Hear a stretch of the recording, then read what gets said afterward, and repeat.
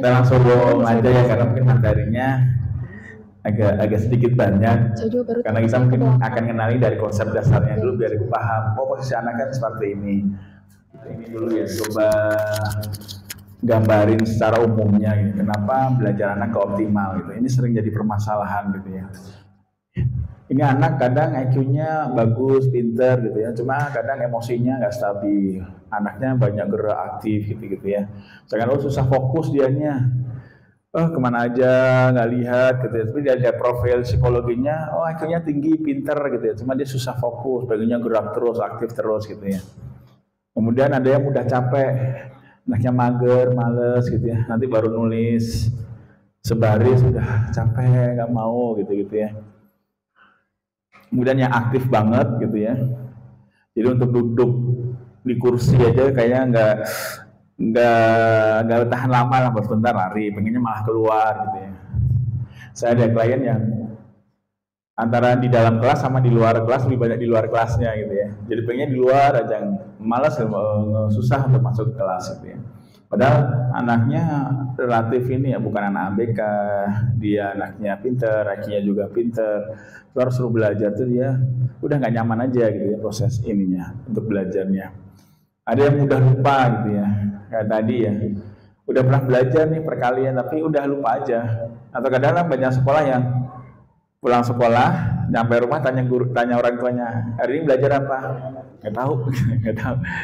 Kan baru pulang gitu, kadang belum, baru dari sekolah ke mobil, hari ini belajar apa aja, nggak tahu gitu.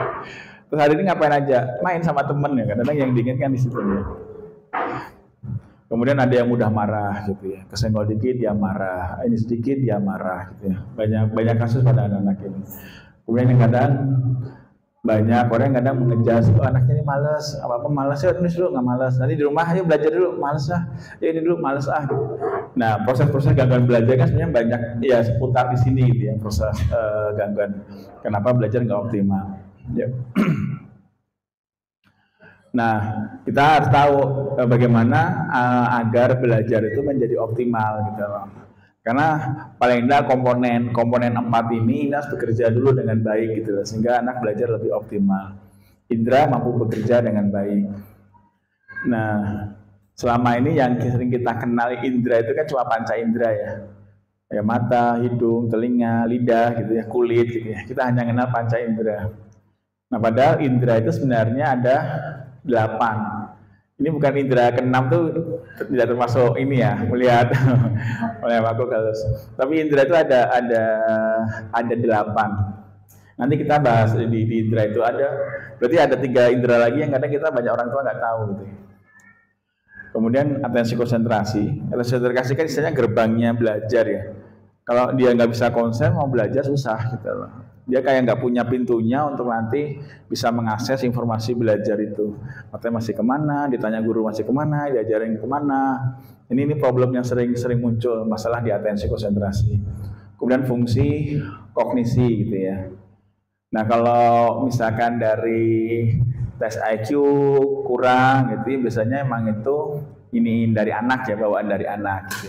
Kadang-kadang fungsi kognisinya udah bagus, tapi kenapa ada masalah belajar juga gitu.